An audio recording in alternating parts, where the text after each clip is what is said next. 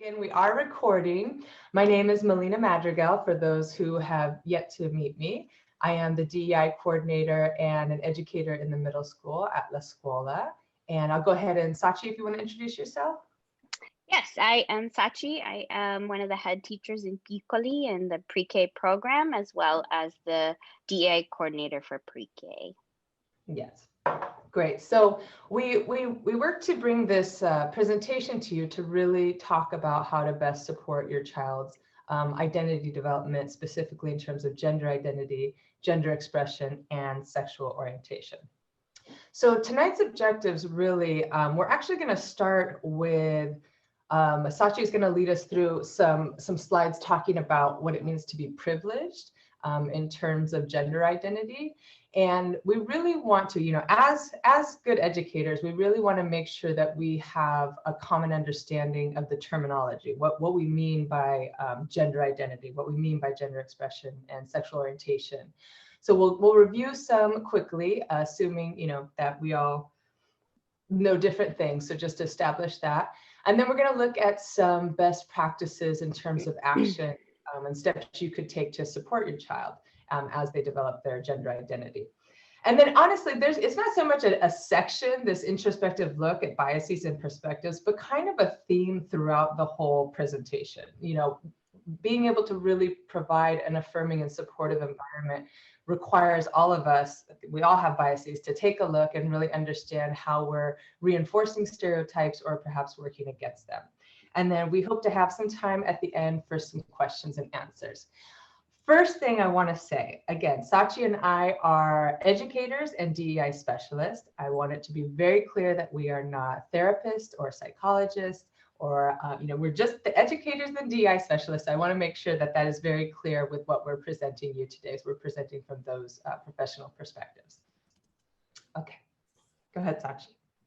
Alrighty, and Melina, if you could just keep an eye on who's coming into the room, because I was just admitting while you were. Gracias. Okay. Alrighty, so a tool that we have used in pre-K professional development, and we'll definitely be expanding our use on this, and it's an incredible tool developed by Arizona State University under the group Project Humanities. Their goal in this project is really to develop and understand our own personal biases through these checklists. Melina, oh no, I got it. It's because you're sharing. Okay, no worries. I can keep an eye on it too. Sorry to interrupt myself, but this project is really about understanding that, our experiences restrict sometimes our responses to different social and political issues. So in order to, kind of understand our own biases, we use these privilege checklists to provide a model for understanding our differences, identity politics, and acknowledging our privilege. And in this case, acknowledging our privilege in gender identity and sexuality. So, Melina, if you could go to the next slide, please. Yes. Thank you. Mm-hmm.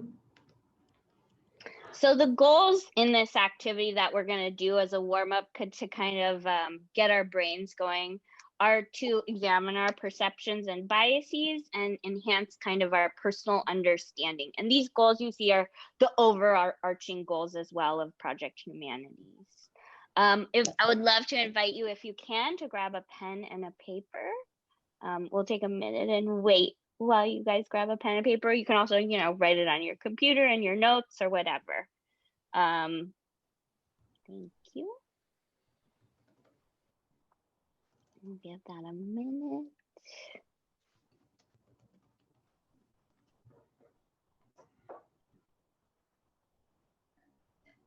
Alrighty, it looks like everybody's almost ready. Maybe waiting on one more. Melina, if you want to move to the next slide, that would be amazing. Alrighty, so we use this checklist directly from Arizona State University, picking and choosing. They have several checklists, and the checklists that we used were heteronormative, cisgender, and sexuality. So we compiled and picked and chose what we felt would, kind of draw out our own strongest biases. So I'm gonna read each one aloud, and I'm gonna ask you to please put a check or a cross if you don't identify with the phrase that I read. So I'm gonna go ahead with the first one. Strangers call you by the name you provide and don't ask what your real name, your birth name is, and then assume that they have a right to call you by your birth name. So put a check or an X for that one. The second one is that you can easily find role models and mentors to emulate who share your identity. And when I say identity, I mean gender, sexuality, yes. So put a check or an X next to that one. The third one is that media accurately depicts people of your gender or sexuality and does not solely make your identity the focus of, say, a dramatic storyline or the punchline for a joke. So if you identify with this, put a check or if not, an X. The next one is be able to assume that everyone you encounter will understand your identity and not think you're confused, misled, or hellbound when you reveal it to them. And again, a check or an X.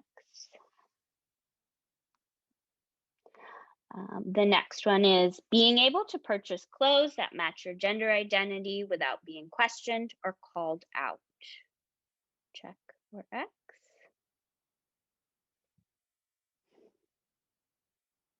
The next one is you don't have to convince your parents of your true gender and or have to earn your parents and siblings' love and respect all over again. Check or X. And then the next one is expressing affection in most social situations and not expecting hostile or violent reactions from others. And so a check or X next to that one. And then, Melina, if you could head to the next slide. Okay. So the next one is, we have a few more obviously on this slide that we're going to go through. So not having to come out or explain to people that you're straight, as you can just assume that other people will assume it. To identify with this, put a check, and if not, an X.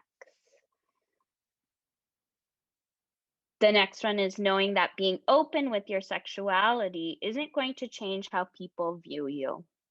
And if you identify with this, a check or an X. The next one is not having to worry that people won't let their children play with your children because of your sexuality.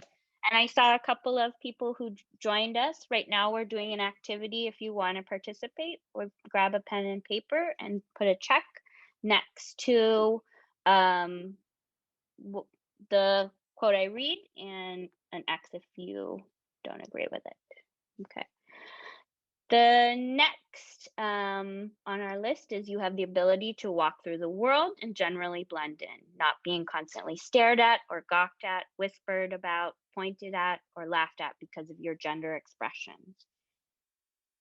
Put a check or X. The next on our checklist is expect that your children will be given texts in school that support your kind of family unit and that they will not be taught that your sexuality is wrong. Again, a check or X. The next on our checklist is people know what your sexual orientation label means. If you identify with that, you can put a check or X. The next on our checklist is you don't have to face being misunderstood or uninformed reactions to your sexuality or gender. If you identify with this, put a check or X. The next on our slideshow is the existence of your sexuality is not up for debate. If you identify with that, put a check or X.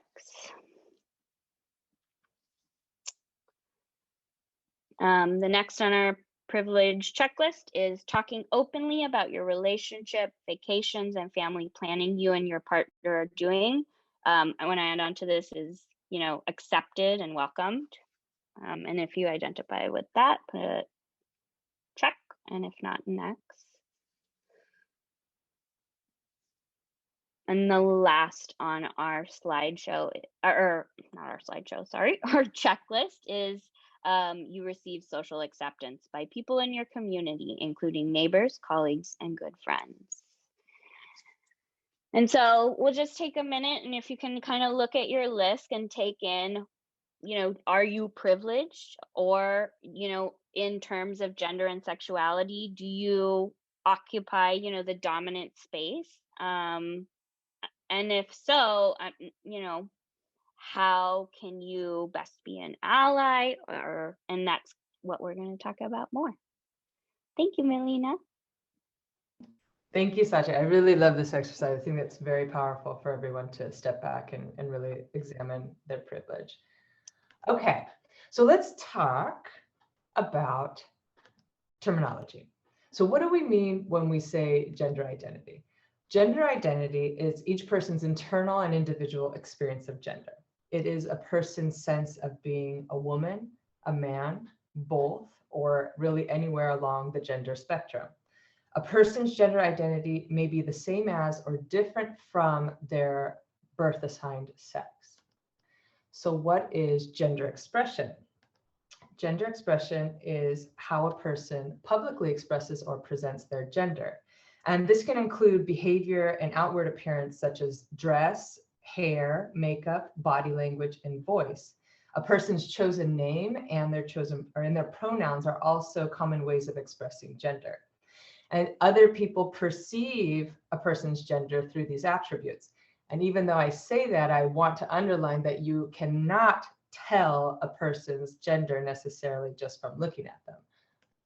Sexual orientation, what do we mean by that? Sexual orientation is who you're attracted to and who you want to have romantic relationships. And I think it's really important to underline here and underscore that these really need to be conceived of and thought of as separate things. One doesn't determine the other. They're completely separate, although you can make an argument about some interrelation. But they're not, one doesn't predicate the other. Okay. So this is actually a really wonderful resource that we use with students as well. And you may or may not have heard of it, but it's called the Genderbread Person. And it really just gives a clear understanding of how to understand these separate categories. So that gender identity is, it has to do with how we see ourselves. It's in our brain. And it's about the chemistry that composes you, right? With hormonal levels and whatnot, and how you interpret what that means. Sexual orientation, you see with our beautiful heart here, from straight, bisexual, gay, or lesbian. There's many others as well, but it really narrows down to the fact that this is about your romantic feelings. And gender expression, the whole thing, how you present yourself to the world. And of course, assigned sex at birth, we're talking about organs, hormones, and chromosomes. So this is actually a really wonderful resource that we use in the classroom as well with students. So LGBTQIA+. Let's just do a quick, I'm sure everyone probably knows, but we just want to play everything safe. So these would all be in the category of sexual orientation, and a lesbian would be a woman whose attraction is to other women. And when we say attraction too, I mean physical, emotional attraction as well. And for gay, it's a person who is attracted to people of the same sex. And bisexual is a person whose attractions are to those of the same gender or to another gender. Okay, and then queer is really an umbrella term that used to be pejorative, if you will, and it was reclaimed by the queer community. And it's again an umbrella term to really identify anybody whose sexual and gender identities are something other than straight and cisgender. So that is what queer means. And an ally is a non-LGBTQ person who uses their privilege to support and advance equality for the LGBT community. Okay, I wanted to stop for a minute on trans, on the T here. there's just so much misunderstanding and misinformation, and this is not going to be the night where we're going to talk completely about the trans community, but I did just want to make a special note that transgender is a term to be used to describe someone whose gender identity is different from the gender they were thought to be at birth based on their sex assignment. Transgender is not a gender. It's describing more of a situation or a condition, if you will. It is not a gender. Transgender has to do with the internal sense of gender identity, how a person understands their own identity. A trans person's sexual orientation and gender identity are not predicated by their identity as a trans person. So what we mean by that is a trans person, could be straight, could be bi, could be, it's not necessarily, no, a trans person is again describing a condition or a situation. And then intersex. So intersex people are born with sex characteristics, including genitals, gonads, and chromosome patterns that do not fit typically in the typical binary notions of male or female bodies.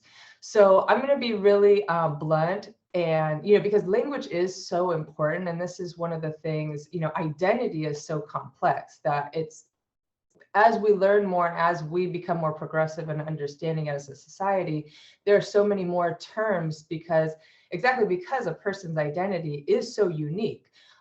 So I think intersex, for instance, it's really important to stay on top of terminology as it evolves as well. People used to say hermaphrodite, which is definitely a very offensive term. The proper term is intersex. And this really, we're going to talk in a minute about avoiding the male-female binary. And, intersex people have been around forever. I actually feel, I would argue it's a much more marginalized community than even the trans community. There's a lot of misinformation. And there's actually a huge problem occurring with lots of surgeries, unnecessary surgeries being enacted to try to, again, fit people into these strict binaries of male, female, when there's absolutely no need for the surgery. They're just actually potentially harmful. So intersex, again, is not a gender. It's describing a situation, if you will. It has to do with biological characteristics. And this is just a statistic that I wanted to bring to your attention because about 1.7% of people are intersex, are born with intersex traits. And that's actually the same amount, more or less, of the percentage of redheads that we have in the world, in society. So, just to kind of drive home the point how common it is, more than you think, that, if you know somebody that's redhead or seen someone, you probably know somebody with intersex traits. And the thing is, it's possible to have intersex traits too without even knowing it as well.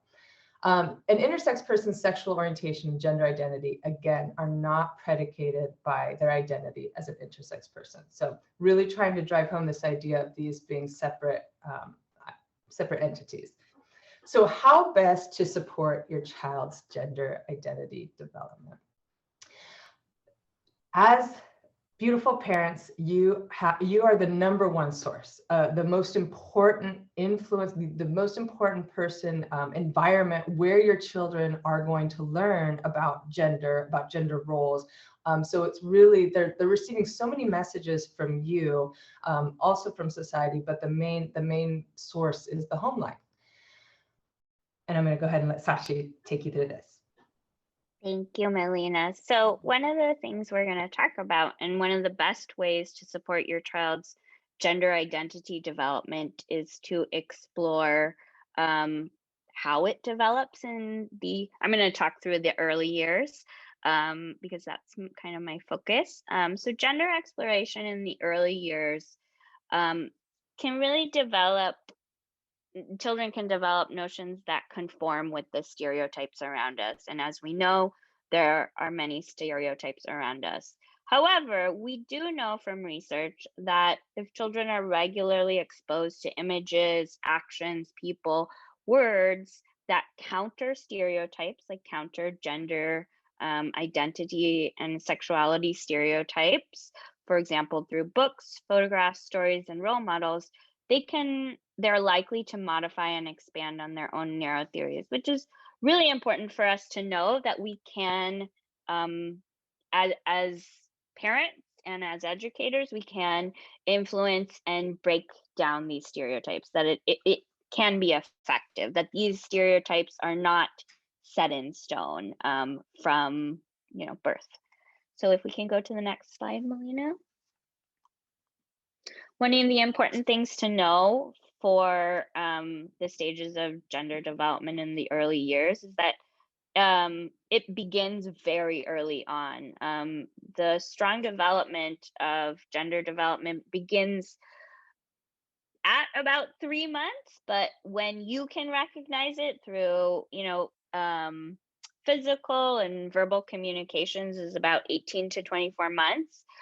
Toddlers begin to define gender, and gender is kind of one of those ways that toddlers understand group belonging. And it's important to begin at that age to break down those gender stereotypes so that they can feel like they all belong. Next slide, please. Thank you, Melina. Ages 3 to 4 are when children kind of begin to connect the concept of girl or boy to specific attributes. It's also when we notice, parents and educators most begin to use phrases like good girl or good boy as positive reinforcement, or,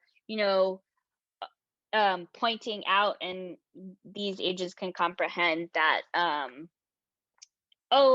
associate, like a girl has longer hair or a boy has short hair, and they form strong rules and expectations around these.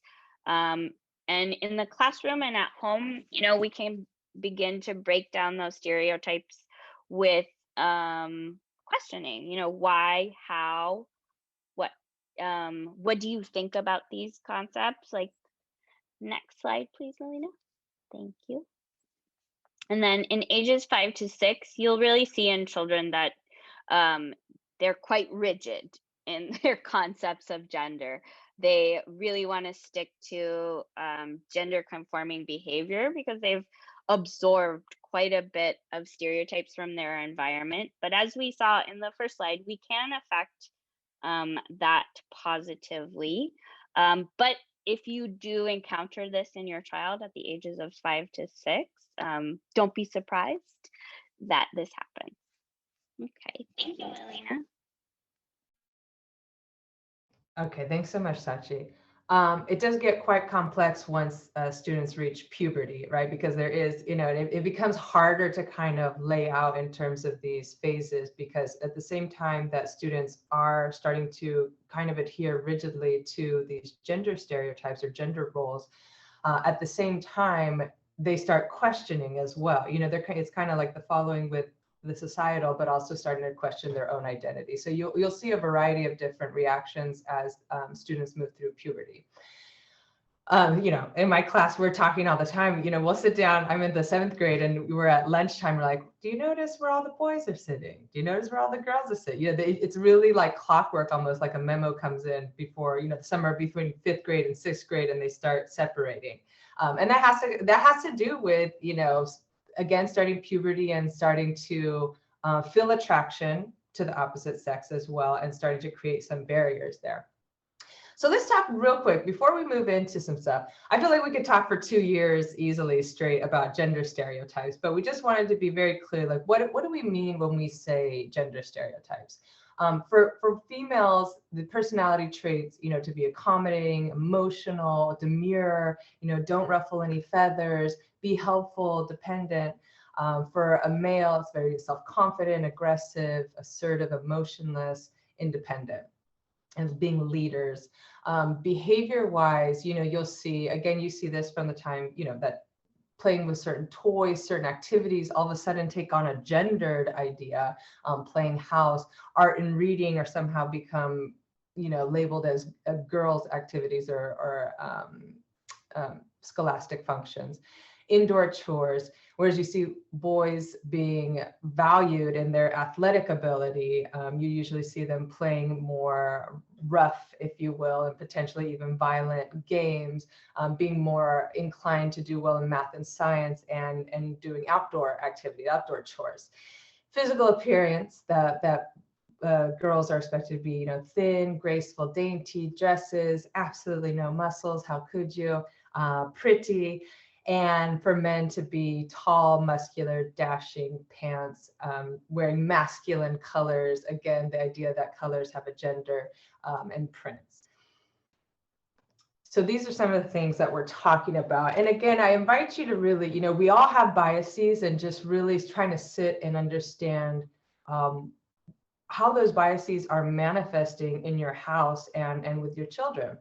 So one of the things that is really should be at the forefront is avoiding that male-female binary as the default perspective. It's definitely the default perspective in society. So working against that and creating a home life where that doesn't feel the case is challenging, and it takes a lot of work to be conscientious of it. So some things that you can do. And the first one you might be saying, you know, kind of duh, like it's very straightforward, but you'd be surprised how often that doesn't happen. Talking with your child about their feelings. All of this, you'll notice the way Saachi and I organize this. You know, originally I thought we could organize it for younger kids and older kids, but so many of these suggestions apply throughout, you know, and it really does start as soon as your child's born, and creating this environment with them where you have this open dialogue and in building that trust, you know.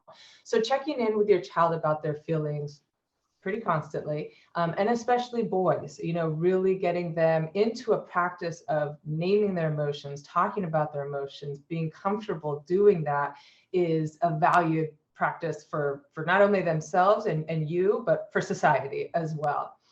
So one thing is to really be careful of double standards, right? This happens a lot. And, you know, if you allow rough and tumble behavior for your boys, or to get, you know, run out and play in the mud, then it should be okay for the girls too. And vice versa. If you expect your girls to be speaking to you politely and kindly, it should be the same for the boys too. So just really paying attention, are you differentiating rules for your kids based on gender or based on their individual needs? And encourage your child to make friendships based on common interests and not gender. So you see this a lot sometimes, and, you know, making play dates with just, you know, I encourage you to make sure you're making play dates with all genders, you know, to really bring that to your child's world. And then avoid pushing your child towards gender stereotypes, allow them to explore. This one's really hard. This is what I said. It comes down to like really taking an introspective look at your biases and understanding how much gender bias is happening in your home. You know, taking a look at, you know, the stereotypes, you know, how is the housework divvied up? You know, and sitting down with your kids and actively involving them in that conversation is a great idea. And you know, is the mom the one cooking and cleaning and doing the laundry all the time, you know, or is the dad the one cutting the grass, and you know, working actively to actually change those up and sit, you know, as a family too, like how do we make this an equal opportunity, if you will, and working against the gender stereotypes. So one thing too is girls are made to feel ashamed about their bodies and boys about their emotions. So really paying attention, you know, girls hear all the time, you know, cover yourself up, close your legs, you know, all these things that like are constant messages of shame. It teaches shame about body. And so being aware of that, and you know, boys, again, like the emotion thing is getting them comfortable talking about that, you know, because what happens is that men start to internalize that, you know, kind of similar to internalized racism, where you start to think that about, you know, a specific race or your race. It becomes internalized, and you see a lot of antagonistic behavior sometimes between men of not allowing them to express their emotions. And then a really great practice would be to point out the gender stereotypes. Why is that the way it is? Is that right? Is it fair? How is it harmful? And I also think it would be a great practice idea to counteract those stereotypes. So, if you can, already for such a young age, children are already figuring out that, dad's jobs in finance are more valuable than mom's job as a teacher, if you will, again, following stereotypes. So really trying to create a world where they are seeing different ideas. We have a newly elected female vice president, and making sure that's visible and taking steps to make sure breaking with stereotypes are a part of the visible environment. Evaluating where there is gender bias in your home life. So, and this is really hard, right? Because we're biased and we might not be ready to take an honest look, or maybe we do take an honest look, but it's so natural that we don't realize it. So think about checking in with a trusted family member as well, asking for feedback. Like, what do you see about how we're doing this? Like, do you see the gender biases in our life, and how can we work to eradicate them? Okay, so representation matters. It is highly advisable to have normalized LGBT issues. So that means buying books, watching TV, magazines, talk about politics, professions, and positive conversation where, sorry, I'm just letting someone in, where there's a normalization, right, of this. So it's not, this other or separate. Part of what we have to think about is with the dominant culture, and by dominant culture, I mean white supremacy, Christian hegemony, capitalism, patriarchy, so that anything that really falls outside of those dominant cultures is marginalized, is ostracized, and is discriminated against, the other identities that fall outside of that. So, and as a part of the process of keeping that status quo of the dominant culture, there is a dehumanization process that's happening for those quote unquote others.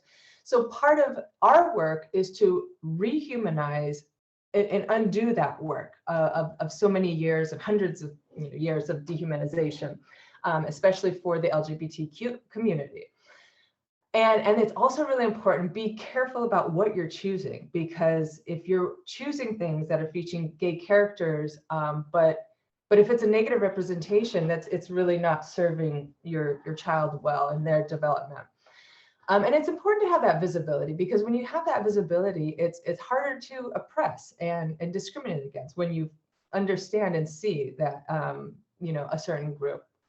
And again, it's also really hard if your child is questioning their identity, and it's really hard for them to feel good about themselves if they don't see anybody that looks like them or acts like them. So it really is also a safe way to foster affirmation of identity. Okay, language and tone matter a great deal. So, you probably have heard, just avoiding phrases like be a man, man up, act like a lady. Are you saying, fireman? Are you saying firefighter? So much of our language is really conveying so many of these gender roles, gender stereotypes. So being really careful about what you say. And this is a hard one. I struggle with this still at school, when I come up to a group of girls and I say, okay, ladies, I'm like, no, okay, students, so just shifting, it's hard, it's really hard. And thank goodness my students are very forgiving, and I always apologize and then retry, that's what we're all trying to do. Be careful and be aware. Are you shushing or lowering your voice? We've all heard the, like if someone lowers their voice, it's inviting shame. It should also be said at the proper tone, right? So if you're saying, I think he's gay, like you've heard it, like that's not appropriate, and that's telling your child or sending a message that you don't want to be sending. And be careful and attentive to what you praise your child for.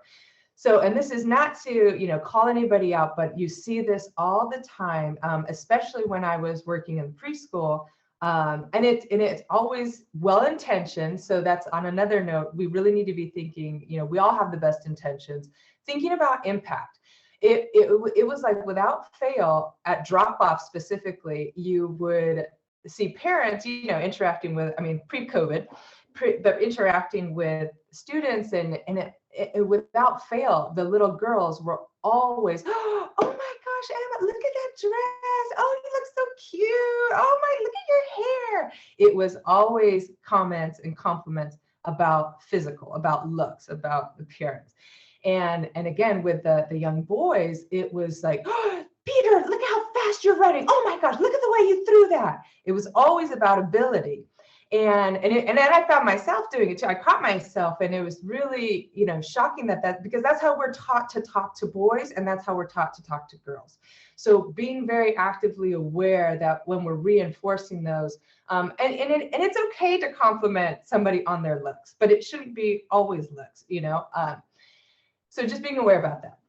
So another really great way to support your child, and I imagine that this is pretty hard. I think one of the hardest things about being a parent is when you have a certain idea of how you want your child to be, and maybe making room for letting them tell you who they are a bit more.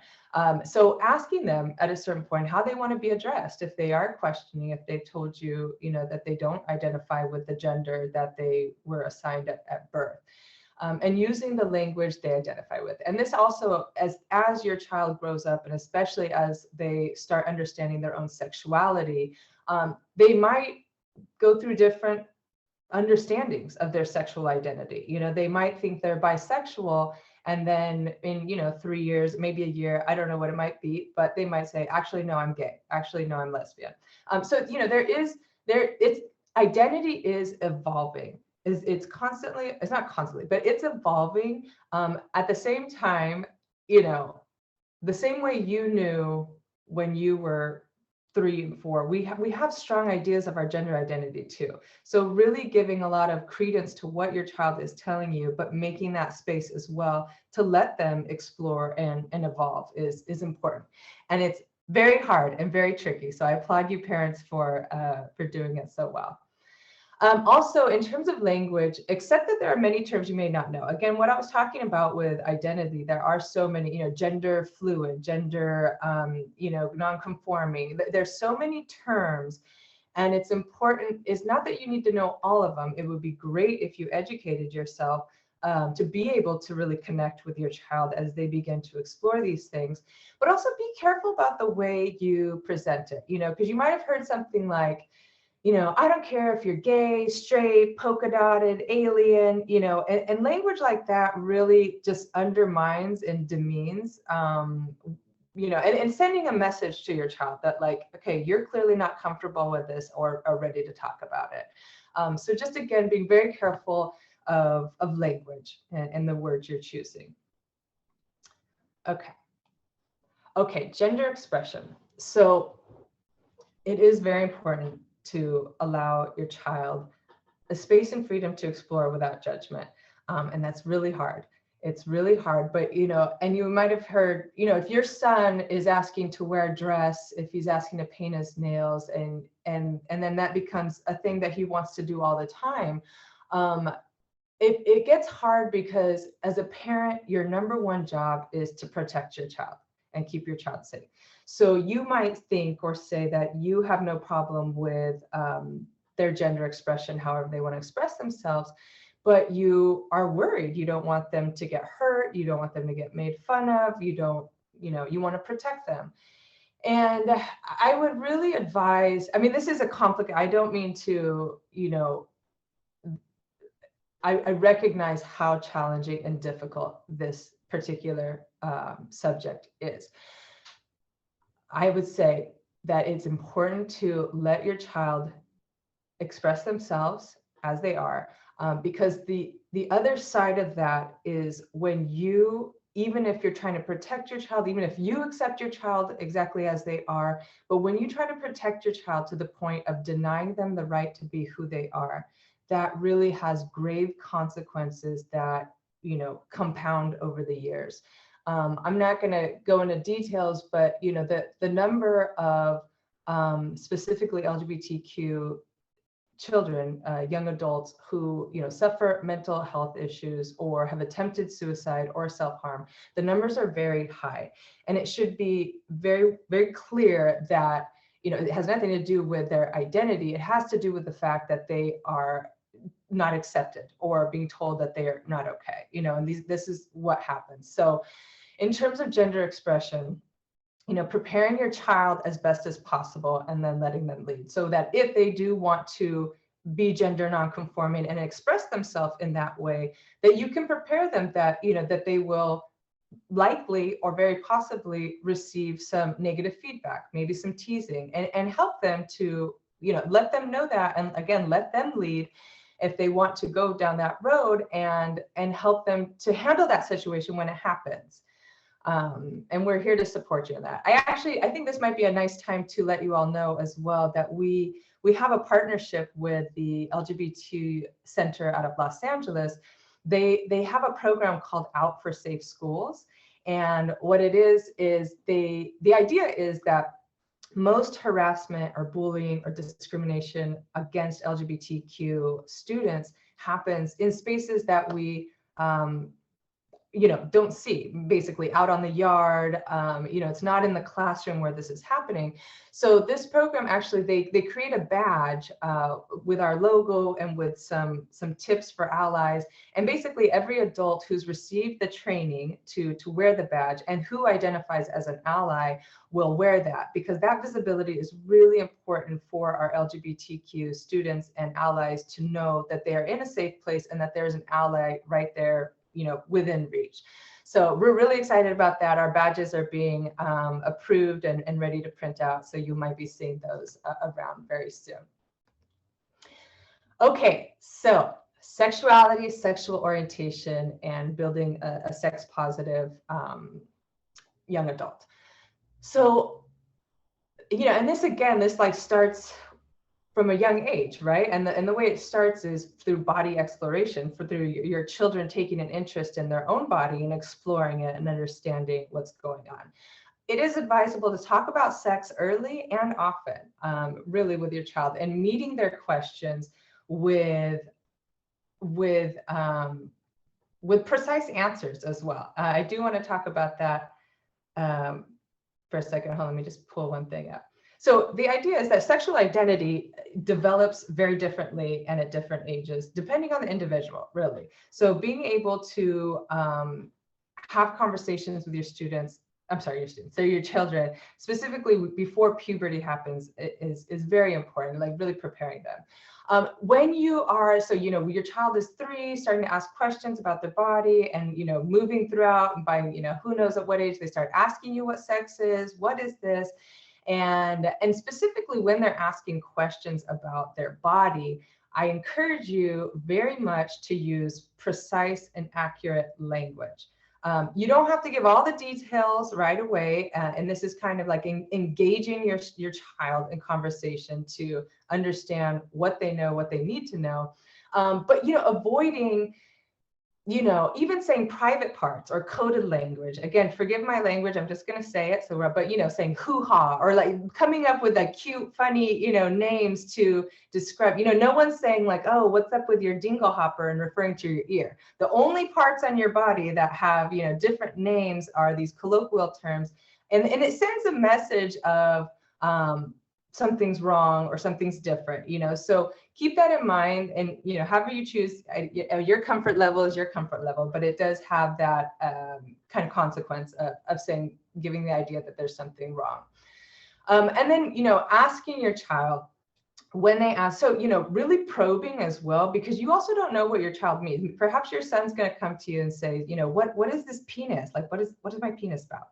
And you don't know if he's saying, you know, what is it? What is it for? Why do I have it? Why doesn't my sister have it? Why does it feel good when I touch it?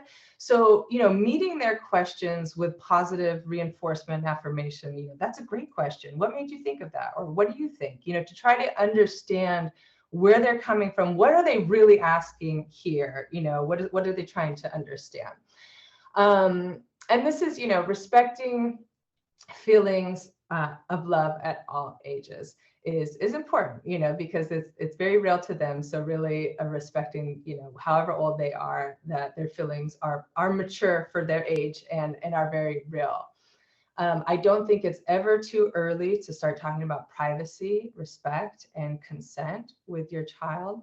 That the fact that, you know, besides you and the doctors, nobody has any right to see their body or unless they give that. So in really starting conversations about consent. We do have our sex and puberty education starting. I mean, we've already been starting, but we hold it once a year with Kate Bedingfield. And it's a wonderful program that starts from 4th grade through 8th grade and really covers, age appropriately these topics. And this is one thing I did kind of want to go back to, but like specifically in talking about girls, and what I was talking about before about girls being shamed, like puberty is significantly a difficult period for females, for girls. Girls' self-confidence plummets in a very dramatic way from the ages of 9 to 11, starting around then. And you think about it, like the messages that girls are getting, because they're getting these very conflicting messages about their bodies, of their value being their body. From the time, again, these preschool comments or, just hearing comments always complimented. So they're getting these ideas that their value rests in their physical body. And then at the same time, they're getting, especially as they start developing into young women, they're getting other conflicting messages of like, cover yourself up, oh my, close your legs. So that is a lot for a young girl to deal with, the way those messages sit with somebody. And, so really being careful. I think about it all the time with my students and how to help, counteract that self-esteem plummet, because it's a very real thing. So do not assume your child will grow up straight. And that comes down to using language. If you have a son, don't be asking, oh, what girl do you have a crush on? And, again, attention to your language and being very neutral and not making assumptions about their sexual identity and necessarily about their gender identity. When the time is right, I know we have parents of all different age groups here. And again, keeping that conversation open, because if you're not going to teach your kids about sex, they'll obviously learn it from the Scuola, but they're also going to be rest assured, everyone, rest assured, but they're also going to be pulling, information from other sources that maybe aren't where you want your child to really be getting that information. And you know what, if you personally are not comfortable, there are groups, there are people you can join, local organizations to either help you or either to kind of ask a surrogate to fill in as well.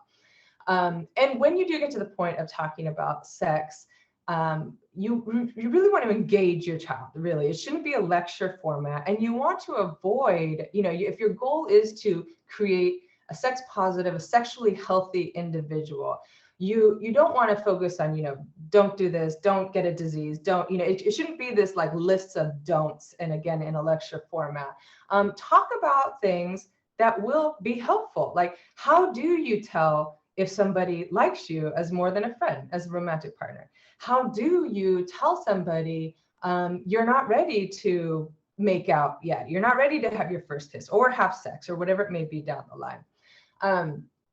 So again, it's a tough one, but it comes down to really starting these conversations. I mean, age appropriate, but like keeping that door of open dialogue, letting your child know that they can trust you, that they can feel not judged, and then they can come to you with these really, really important identity evolutions, if you will. Also, talking about sex and sexuality will not make them have sex early. Excuse me, I want to say, research actually shows that children who talk with their parents and know more about this stuff are more likely to wait to have sex until they're older and use birth control condoms when they eventually do have sex. So just really wanted to dispel that myth that somehow you're talking to your child about sex will push them to have sex more. It's actually the opposite, and usually much more informed and a mature approach. So I really want to underline that as well. Okay, so again, above all else, making sure your child feels explicitly through words and actions that you accept them as they are and want to support them as they begin to discover and explore their identity. Being patient if they're not ready to talk about it. This also comes down to respecting your child's boundaries. And there is, you use your parent intuition to know when they're just pushing you out or if they just need some time, and really respecting that, and focusing on listening and finding out what you can do to better support them when it is time. Right. Let them lead. I mean, for all of these things, really, I would say, except for like the sex thing, you might have to bring that up, like I would encourage you to do that. But in their gender expression, they know who they are better than you, and let them lead and lead you down that path as well. They will be able to tell you, and go at their pace as well. Again, especially for sexual orientation, it develops at all different ages. So it's about really being in touch with your child as best as possible to understand where they're at and how to help them. Educate yourself. There are so many. We put some resources here at the end, but there's so many organizations, there's so many books, there's so many websites, there's so many documentaries that can really help illuminate on anything you really want to learn. So, and that shows your child as well that you are really serious about supporting them and being there for them in a way that really matters. And be honest with yourself. This is the hardest one, right? Be careful of letting your fears and your anxieties impede your child from being the person they deserve to be. So it happens, but just being aware of it and trying to work away from that is pretty darn important. Okay. So these are some resources. We will send this recording so you have, again, these clearly not an exhaustive list. You can find so much out there, and if there's something that you're looking for in particular, please feel free to reach out and we can try to help and put you in touch as best as possible. Yes, and here's some family organizations. This one, I actually do want to point this out, the Family Acceptance Project, because I just think it's amazing. It is, I believe it's affiliated with SF State University, but it's an organization. Yes. It is, okay, great. If you know any families, or if it's your family, but basically for families that are having difficulty accepting the LGBT or the queer identity of their child. And unfortunately, we tend to see this happen more in like families of color, like Latino community. There's a lot of stigma around being queer. So it's a really wonderful resource that I just wanted to call to everyone's attention, just in case you know somebody, spread the word, and working to create a safe and loving environment for every individual, whatever their identity may be. And I'm so excited with our punctuality. That is it. We didn't practice that, but I was really hoping we would get it in time.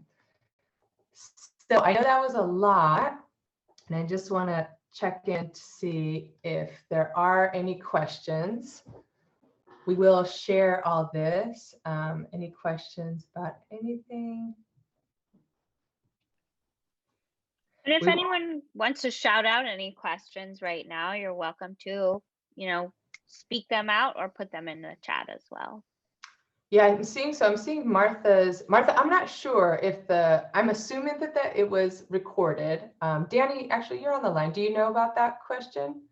It is being recorded. I can see the little light going. So yes. Oh, no, sorry. I was referring to the family coffee on puberty and sex ed that was recently with Janelle. I have to check on that. I think it was.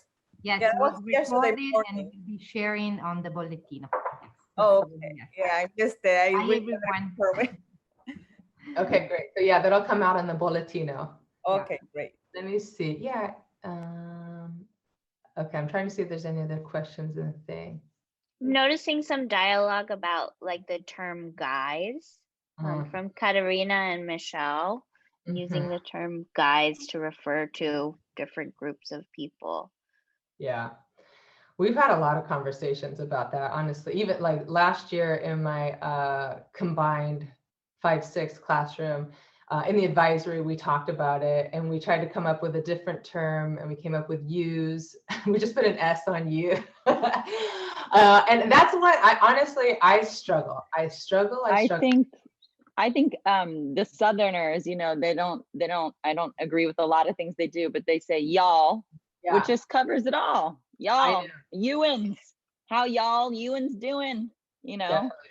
My Yeah. husband, we have a lesbian a friend, and he said, okay, how are you guys doing? Then he said, sorry, that's probably not, I don't know, do you like that? And then we just asked the question and then had the dialogue and just kind of decided that maybe it's not really appropriate for anybody. Yeah. Kind of, I don't know.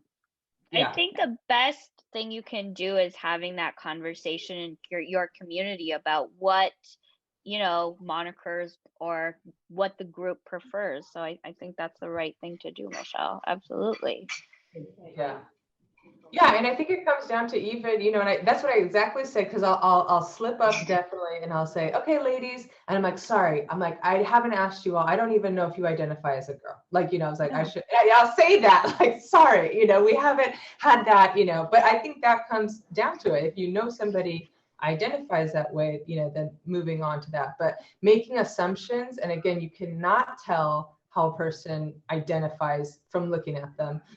So it's best to avoid it overall, unless you actually have had that conversation with the person, or that, you know, they put their pronouns out there for you, you know, which, sorry, I should have done that on mine. She, her.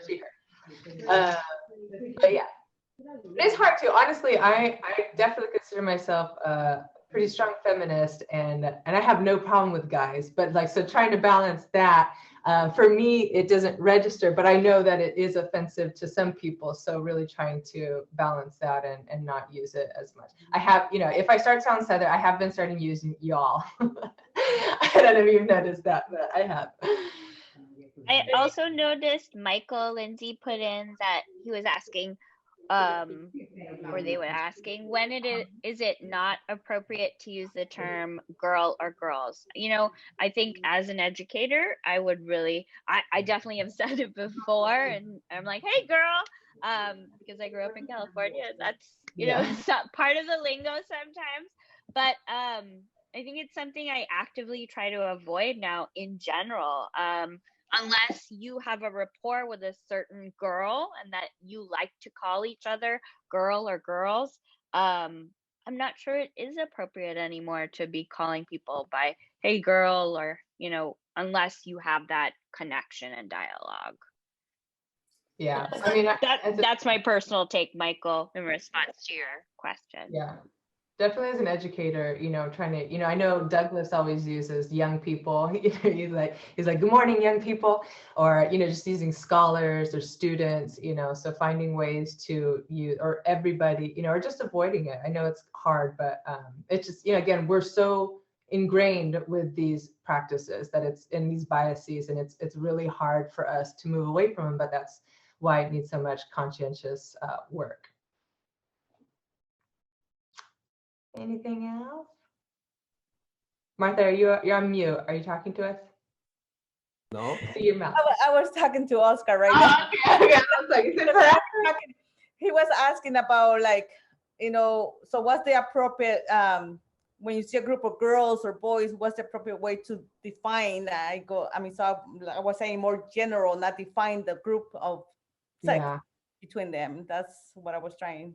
Yeah, and I've actually started to just say, because I love to be so affectionate with my students too, and my verbal, you know, well, obviously it's all verbal now, but so I'll even say like, hey lovelies, you know, I call them lovelies. So it's like, what is a wonderful way of just saying, you know, without, you know, a general word for everybody. Yeah, so I really like that one. Yeah.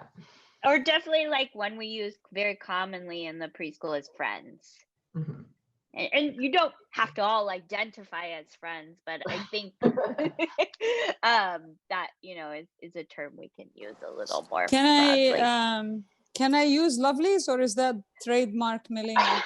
It's for everyone. It's for the world. I think it's brilliant. I've always struggled with this, and what I found myself, like, it's really interesting. So in a context where women are a minority, as an example where I work, when I'm actually on a call where we're all women, I would actually use the term ladies just to like emphasize that we are in this minority group and we're all here. So it's all women. So, but it's just because I'm looking for kind of like an endearing term, and I've always struggled with not wanting that term. And lovelies, I think, gets absolutely at what I'm trying to say. So it's Yeah. brilliant. Thank you. Go for it, Lama. Spread the lovelies. Yes. Yeah, because like just saying like scholars and students, I mean, obviously it's great, but I'm like, I want you to know how much I love you, students, you know. So really kind of, you know, letting them know that as well. Thanks so much, everybody. Any more questions before we hop off? And we're here for you. I also want to let you know that we do have another presentation next week on how to talk to your child about race too. So that's the same time, I think, same time, same place, next Tuesday, I believe. And that email will go out sometime this week. All righty. Thank you so much for being here. We really appreciate it. This was great. Thank you guys. Thank you so for much taking for this this. time.